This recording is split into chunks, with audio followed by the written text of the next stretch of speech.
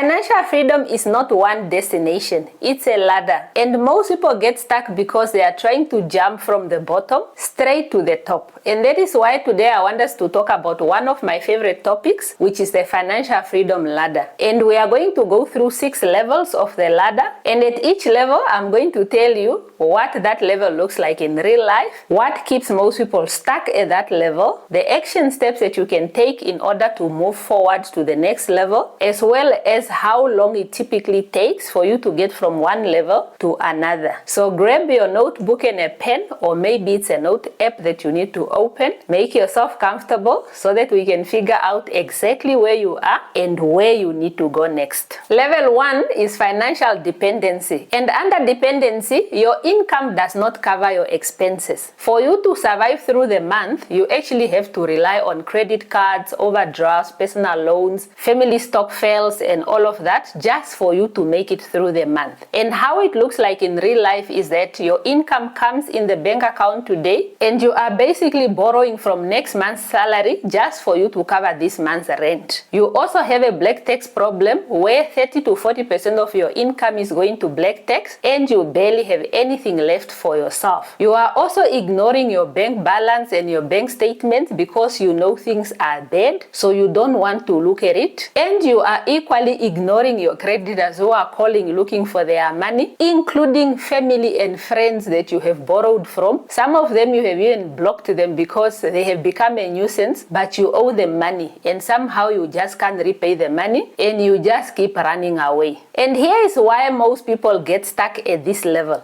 When it comes to dependency, you have 2 key problems. It's a problem of avoidance and a problem of shame. People who are financially dependent walk with a lot of shame. They are ashamed of their situation. They are ashamed that every single month they tell themselves that it's going to be better, but they never do anything about it. So next month is never better. The situation just keeps rolling over. Next thing they know, it's a year, it's 2 years, it's 5 years, or whatever the period is. So there's a lot of shame that is associated with financial dependency. And the other thing is now the avoidance. When people are financially dependent or when they are at this stage of the ladder, they are avoiding basically everything that has to do with their finances. They are avoiding exactly what their income is. They are avoiding looking into their spending, basically their bank statements and their bank balances. They are avoiding their creditors, people who they owe money to. They just avoid. They are not picking calls. They are not responding. They are not showing up, and they start feeling like they are failing at adulting because of everything that is happening with their finances. And because of that, they just keep avoiding things and ignoring things, and that just makes things worse. Nothing changes because if you are ignoring and you are not acting, obviously nothing is going to change for you and you cannot move forward. With that said, here are the action steps that you can take to move from financial dependency to the next level. The first thing that you need to do is to actually write down all your debt. Who do you owe? How much have you borrowed? At what interest rate? How much is the minimum payment you are paying? And what is the current balance? Have that clear picture of how does your debt situation looks like. And while you are at it, do not take out any more debt. Just keep the ones that you already have and tackle them. And to tackle them, you need to have a strategy. You either take the snowball method, where you are tackling the smallest debt first and then rolling it over to the next and the next, or you use the avalanche method, where you are cutting on interest. So you tackle the one with the highest interest first, followed by the next highest, until you are done. But under financial dependency, it's mostly suggested that you rather use the snowball method. Why? Because at this level, you need more on the motivation side of things. Because with snowball method, you tackle that smallest, then you finish it, you have some victory and momentum in you to move to the next and the next. Compared to when you are doing the avalanche one, where you are tackling the one with the highest interest, you might not be able to really feel it and see the difference compared to the snowball method. But whichever method you take, tackle your debt and be very honest with yourself. What do you owe? How much? What are the interests? Have a clear picture of all your debt. The other action to take under financial dependency is to cut all non-essential expenses. When you look at what you are spending on, there are certain things that you can do without. There are certain things that are nice to have.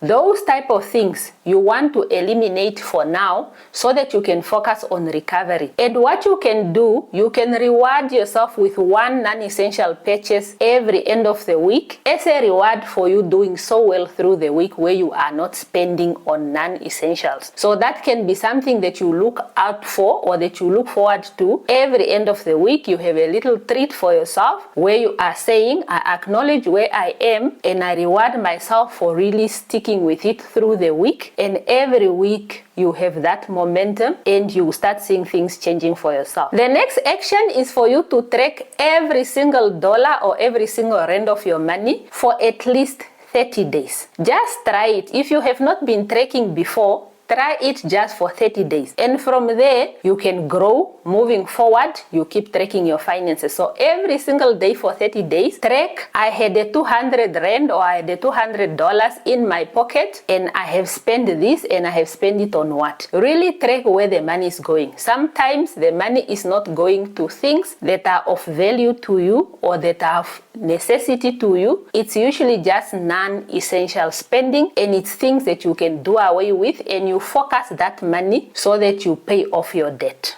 The other action that you take under financial dependency is for you to have the black text conversation, whether it's with your family, whether it's with your kids, especially with your adult kids, people who have adult kids that are just living off of them. You want to have that conversation with your loved ones and you want to set boundaries. If you were drowning and going to borrow because you were paying rent for an adult person for 3,000, which you do not have. You constantly have to borrow. You are constantly not sleeping at night because now you have this bill. It's time to have that conversation and tell this person, I cannot afford. I will be able maybe to cover you with 1,000, but this 3,000 is not working out. I don't have the income for it. You have to find a solution elsewhere. Really have that conversation, especially when it's black text where you are helping other adults who are not willing to try, who are not willing to make an effort, but they want to depend on another person who should sacrifice themselves for them. You really have to set those boundaries because nobody is coming to save you. You have to save yourself. And by saving yourself, you need to preserve yourself and don't dwell so much on trying to assist and save everybody else while yourself are in a hole. And to move from financial dependency, which is level 1,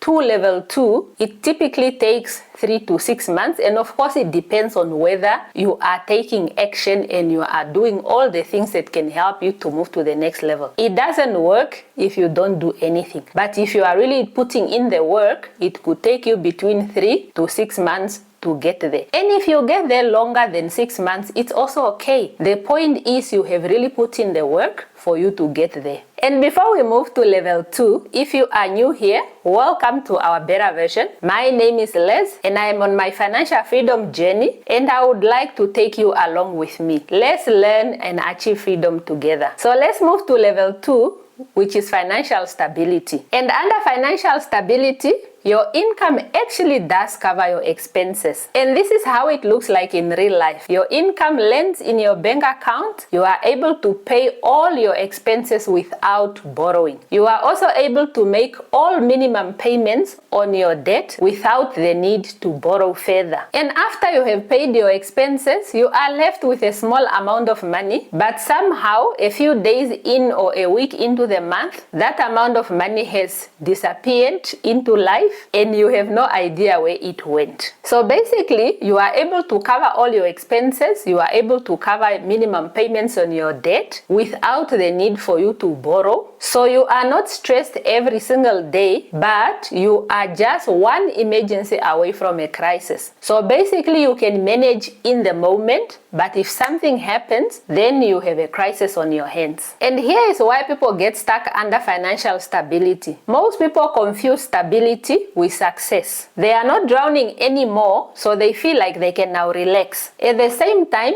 they start saying yes to things that they can barely afford. They start saying yes to that new handbag, that new pair of shoes, that new thing, that holiday, that what. And those are the things that are keeping them at that level. So they are not moving because they they are allowing lifestyle inflation to creep in. And the same goes with if their income goes up a little bit, their expenses equally goes up even more. So they are not really able to have a distance between their income and their expenses. So what are the action steps that you can take to move from level 2 to level 3? The key thing that you do under this level for you to move to the next level is for you to create a gap between your income and your expenses. And that is how you slowly start to build wealth, if you have a gap between what you make versus what you consume or what you spend. And one of the first things that you can do under this level so that you can move, or you are able to move to the next level, is to create an emergency fund. Here is where you want to make sure that you have at least minimum 3 months up to 6 months of your living expenses that are put away in a high yield savings account, which is meant for your emergencies. This is for protection. It's for you to know that if something happens, you are covered. So automate a certain amount of money every month, be it 1,000, be it 3,000, or whatever it is. That money should go towards your emergency fund every single month as an automated savings. Then the other action that you can take is for you to pay extra in your debt. Remember, we said that you are only able to cover the minimums on your debt. This is now where you need to take action and start paying extra on your debt. Whichever method you are using, whether it's snowball method or avalanche method, the debt that you are tackling at that moment is the one that you pay extra to, so that you pay it off faster and then you can move to the next one. Here you also want to look into increasing your income, either by 10% or by 20%. It's not just about you reducing your expenses, but it's also about you increasing your income. And that creates even the gap further, because you want your income to be up here while your expenses are down here. You don't want them to be too close to each other. And while you are doing that, say no to lifestyle inflation. Say no to lifestyle creep. When it comes to a lot of people, you get a raise at work, or you get an additional source of income, and you already found something where you can use that money for. Suddenly you go for massage every single week when you could have been putting that money towards your emergency fund or towards short-term savings or whatever it is. You also want to get out of debt, so you don't want to increase your expenses as your income is increasing. So when you see those nice handbags and shoes and things and whatnot, always think that you want to get out of level 2 for you to move to level 3 of the financial freedom ladder. Another important step that you want to take to move from level 2 to level 3 is for you to create a budget and track your expenses every single month. If you were not already having a budget, this is now the time for you to create one, and it should be a zero-based budget, of which if you need a template, I have one on my website that you can get for free. You want to allocate a job to every single dollar or every single rand of your money. You don't want money disappearing or getting lost in your budget where you have no idea where the money went. Create a budget or get a template, use a budget, track every single month, sit with yourself and go through and check how you have done. It's the only way. You cannot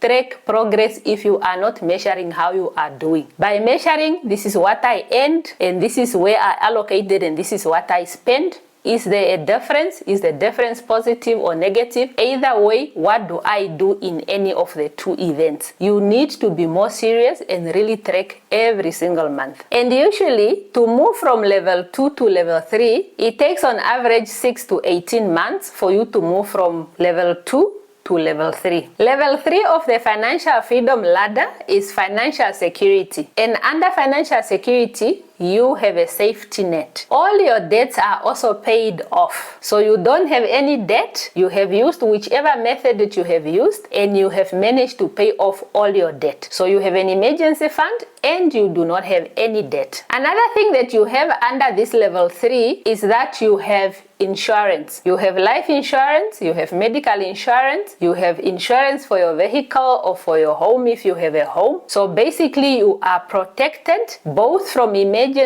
and from the things that can happen to your home or your car or your life or your body, you are basically having a safety net around your life. And here is why people get stuck at financial security. When people have security, they feel safe and they start to relax. They don't push themselves anymore. You don't push yourself anymore to earn more. You don't push yourself to reduce more on your spending. You are just maintaining the current situation. You are actually not growing what you have. And that is very sad, because after you have gotten out of dependency and you have gotten out of stability, now that you are secure, you are relaxed. You are not pushing yourself. You are not trying harder. You are not optimizing. And that is really not good. And that is why a lot of people actually get stuck at this stage. And a lot of times people just feel like they have made it, I have finally arrived, and they start saying yes to additional expenses. They say yes to a bigger apartment, to a new home, to a new car, to a new this, a new that, an expensive holiday here, there, what. And those things are going to drag you backwards. You are not gonna move forward, because you are now just inflating your lifestyle. You just keep spending more and more and more, trying to fill your life with different things because you feel I have arrived. But you have not yet arrived. You are safe, you are breathing, but you are not rich. So the action steps that you need to take to move from level 3 to level 4, one of them is to make sure that your emergency fund is at a maximum. It should either be at 6 months or more. If you can do 12 months, move it up to 12 months. Have as much coverage as possible so that it gives you a bit of leeway to make certain decisions in your life as needed. And the other thing is that you also want now to make sure that you start investing. Because you no longer have high interest debt, you now also have an emergency fund. This is now the perfect opportunity at this level for you to start investing and optimize and grow your wealth so that you can move to the next level. And if you have access to tax advantaged account, make sure you are maxing those out every single month, every single year. To move to level 4, you also want to make sure that you increase your income at least by 30%. Previously, you were increasing from 10 to 20, and now you are increasing again between 20 to 30%. You want to grow your income as much as possible, and like I said earlier, so that you can create that gap between your income and your expenses. And moving from level 3 to level 4 typically takes 12 to 24 months. And of course, like I said earlier, it depends on whether you are taking the right actions and whether you are having the right systems in place. Because if you are not doing anything, nothing is going to happen. Level 4 of the financial freedom ladder is financial flexibility. And under financial flexibility, you have choices, real choices. This is where things are really in a better place compared to where you are coming from. And here you are looking at consistently investing 15 to 20% of your income in whatever asset classes that you are investing in. Another thing is that your net worth is also growing. Not only your bank account that is growing or your income that is growing, but your net worth is also growing, and you can see it that it's really moving from point A to point B. At this stage, you can also survive between 6 to 12 months without an income because you have FU money and you have an emergency fund. I have spoken about FU money in a previous video, and this is just freedom money. This is money that allows you to say, I don't like this work environment, I am leaving. It's also the money that allows you to say, I do not like this boss, I do not share the values of my boss, I am leaving. So basically, it's money that really gives you freedom to make decisions, freedom to make choices. Like I said, this is the stage, or this is the level where you really have real choices. So basically, under financial flexibility, you are thinking in years, not in months. You are no longer playing the short game. You are now really playing the long game. You are really flexible and you have choices. And why do people get stuck under this level? They get stuck because flexibility is comfortable. Maybe way too comfortable. When people get here, they really relax. They just stop optimizing. They stop pushing their investment contributions further. They stop pushing their saving contributions further. They stop really growing what they have. They really just relax. They feel they are fine, they are sleeping well, they are flexible, they have choices, they have this, they have that, so they are not pushing themselves anymore. So that is why people get stuck. But what people don't understand is there is really a huge gap between level 4 and level 5. So getting stuck here and relaxing here, it doesn't actually help you, because you will need to do a whole lot of work to move to the next stage. And here are the action steps that you can take to move from level 4 to level 5. And the main theme here is that you need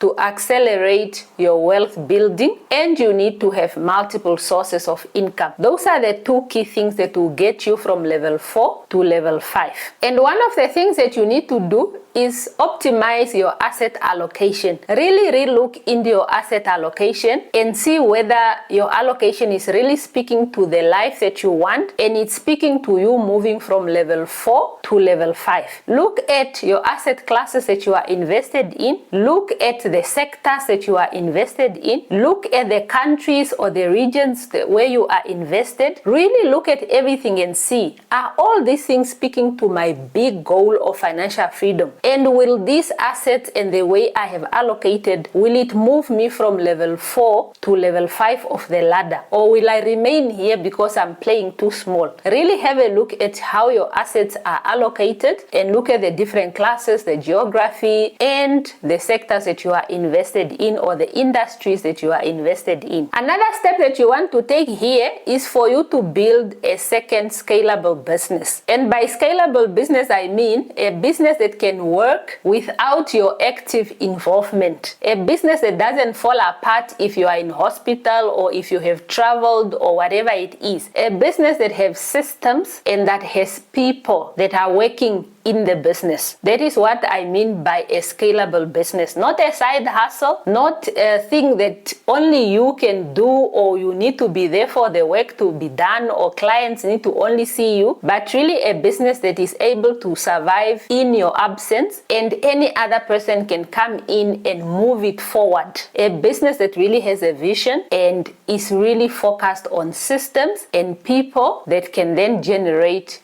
income for the business. This is also the stage where you want to increase your financial literacy or your financial education. You can never learn enough, and at each stage of the financial freedom ladder, you want to keep learning. All of those stages have different levels where you need to learn certain things. At this level where you want to move to level 5, you really want to now look at, what can I learn at this level to optimize my investments? What can I learn to grow a scalable, sustainable business? How do I optimize in terms of my retirement? What do I do? Where do I put my money? What should I know? Which industries do I have interest in? This is really where you are taking all the other basics that you have learned to the next level. This is where you want now to really be serious about wealth management and wealth preservation. You want to grow, yet you want to preserve what you have. And to move from level 4 to level 5, you need between 2 to 5 years, but this is dependent on your income and investment returns. If your investments are not returning much, you will not be able to move up. If your income is remaining stagnant and it's not growing, you will not be able to move up to level 5. Level 5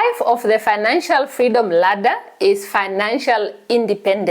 And this is the level where everybody is just talking about, I want to be financially independent. I want to achieve financial independence. Yes, so it's this level. It's level 5. And this is the level where your passive income actually covers your basic living expenses. You are able to stop working today and be okay, because you have income that is coming from investments that you have made, and you do not have to be actively involved in those investments for you to make that money. That money is like just automatically coming to you because you have already invested it, and those investments are just bringing you returns. There is not much needed from you for you to actually earn that income. And what this looks like in real life is just that your investments are giving you enough to cover your monthly expenses. If your monthly expenses are 30,000 or 20,000, you have investments that are able to bring you that amount to cover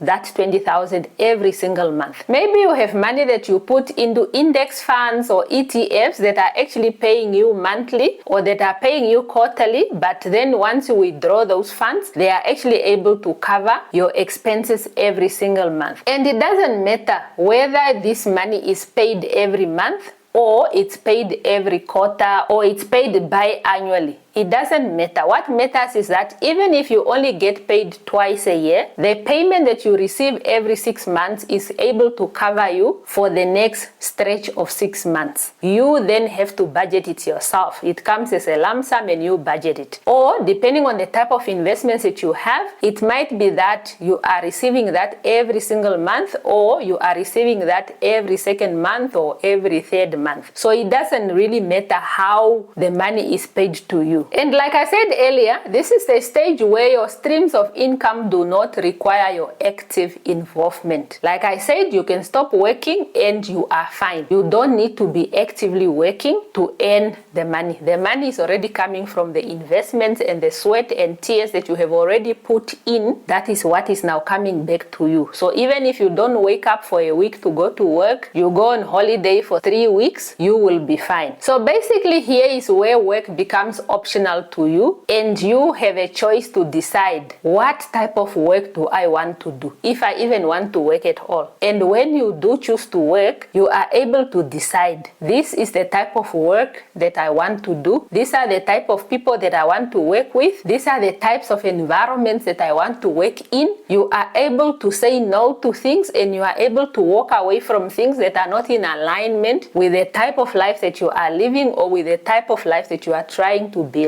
And under financial independence, you are really thinking in decades, not in years. The previous level you were thinking in years, but at this level you are really thinking in decades. You are now looking at things like generational wealth. How do I build a legacy for myself? How do I leave assets for my loved ones? How are these assets able to also benefit my loved ones while I am still alive and well? How do we all collectively as a family, whether it's a biological family or it's a family that you have created, how do you all enjoy the fruits of your investments and your hard work while you are still alive? Financial independence is one of those hard levels to reach when it comes to the financial freedom ladder, because it requires consistency for so many years, 10 to 15 or more years of you being consistent when it comes to building wealth. Otherwise, if you cannot remain consistent for that long, you will be stuck at the previous level. You will not move to financial independence. It really takes a lot of discipline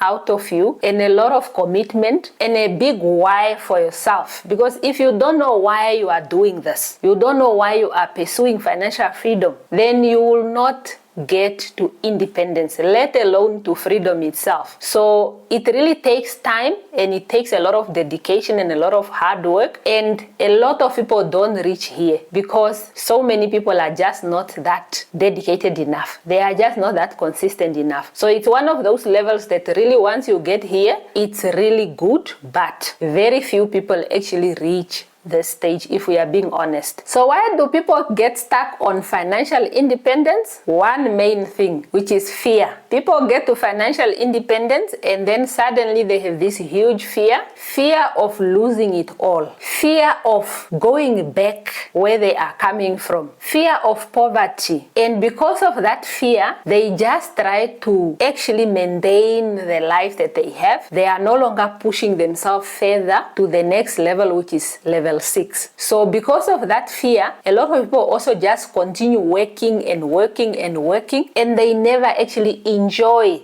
the fruits of their labor. They are just constantly working. There is no life. There is no life-work balance, basically. Because of that fear, they just feel like, if I stop, I go back to poverty. But it's not always like that. If you have systems in place and you are doing the right things and you have professionals that are there to advise you and to guide you, why will you go back to poverty? It takes a lot to go from financial independence to a person going to poverty. So that fear really is what cripples a lot of people who reach this stage, and they just don't push themselves forward to go to the next level. And here are the action steps that you can take to move from financial independence to the next level, which is level 6 of the financial freedom ladder. The first thing that you need to do is to make sure that you really have your financial freedom number, you have calculated it, and you are tracking your progress in terms of your financial freedom number. And the second thing is that you need to keep diversifying your income streams. You must not be too concentrated in one sector or in one country. You need to diversify.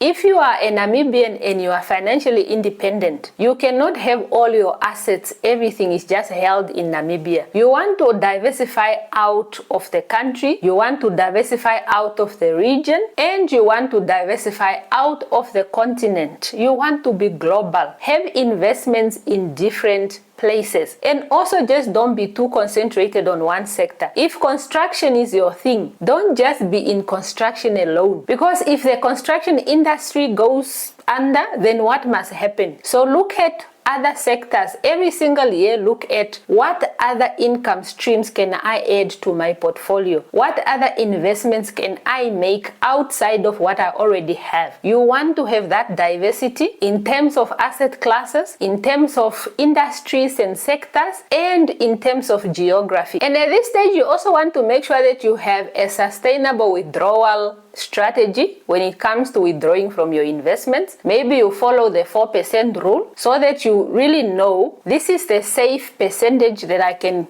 withdraw from my investments every single year for me to fund my life and the projects that matter to me, so that you do not deplete your investments. So work out what is a safe and sustainable withdrawal strategy. When the markets are doing very well, maybe you can do a bit more, and when the markets are doing badly or the sectors where you are invested are doing badly, then maybe you withdraw less. You don't want to empty or deplete your investments. Another action step for this stage is for you to really look at what is your legacy plan? What is your estate plan? What is in your will? Like I said earlier, it's important for you to have a plan on how your wealth will be distributed while you are still alive, and after you are no longer around, where does the money go? Who gets what? Who manages what? Have that plan really in place, and make sure that you involve your family members in your businesses so that you have continuity,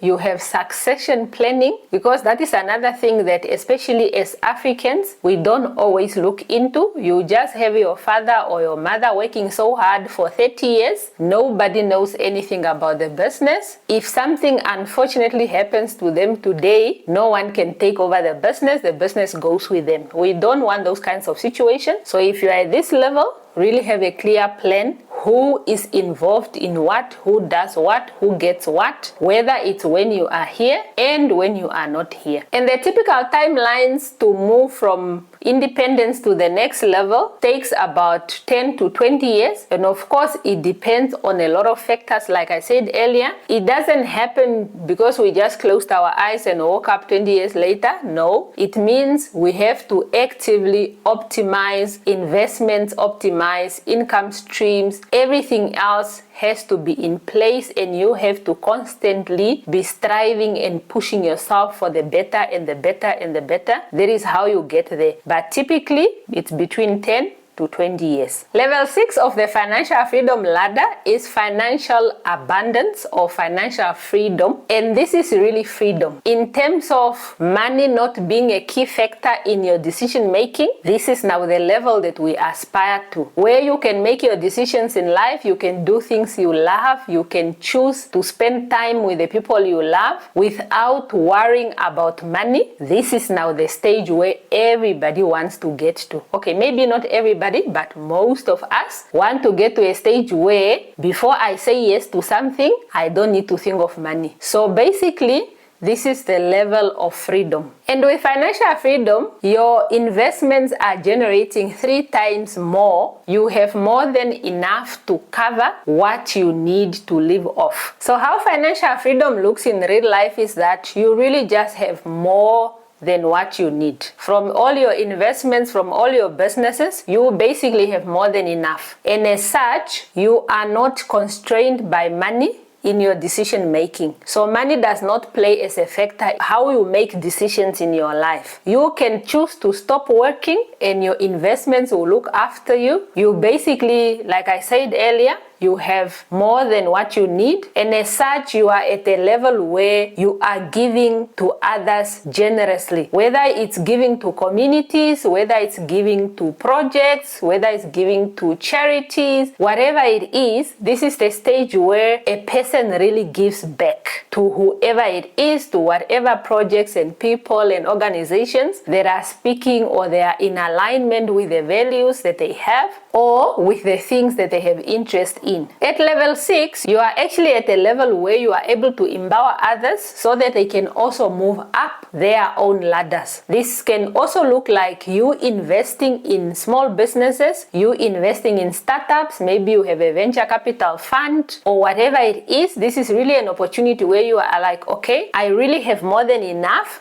so let me plow back into communities and let others rise up, let others make a difference. Let me put money towards things that are of impact, because at this level you are really shifting from accumulating assets to really having your wealth make an impact. What are the things that you really want to bring forth with all the money that you have made, with all the assets that you have, with all the income that you are getting that is way more than what you need? What are those things of impact? This is actually where some of that money is going. And we need to remember that financial freedom does not mean you are a billionaire. It doesn't. If you know your financial freedom number and maybe you calculated your financial freedom number to be 20 million, you can have freedom at 20 million. It doesn't have to be a billion. For some people, maybe it's even a 7 million and you are already having freedom based on your lifestyle, based on your annual expenses. It doesn't have to be hundreds and hundreds of millions. And if you really follow the movement all over the world, there are people who are financially free, but they have less than 10 million. So it's not about having hundreds and hundreds of millions or being a billionaire for you to be financially free. It's really you having more than enough of what you need. That is what makes you financially free. So the focus should not be so much on a certain number, because that number is different for everybody. My number and your number and the next person's number will be different. Like I said earlier, someone can achieve freedom by 7 million, another person by 15, another person by 20, another person by 30 million. It's a different number for everybody. It's not a one size fits all. And freedom also looks different from different people. So there you have it. The financial freedom ladder. There are 6 levels on that ladder. You now have it.